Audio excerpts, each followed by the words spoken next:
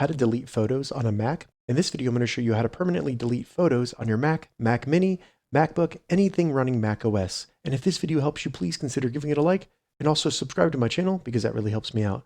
So to get started, we simply need to open up the Photos app on our Mac.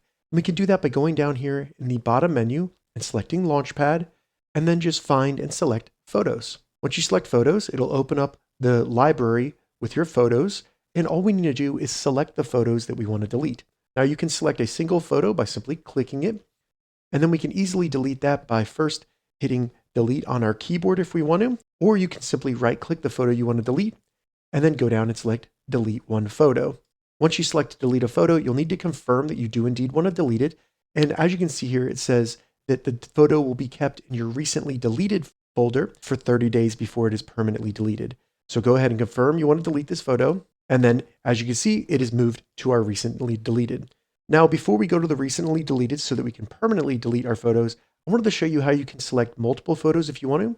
First, you can simply drag and drop with your mouse and select all the photos that you want or videos.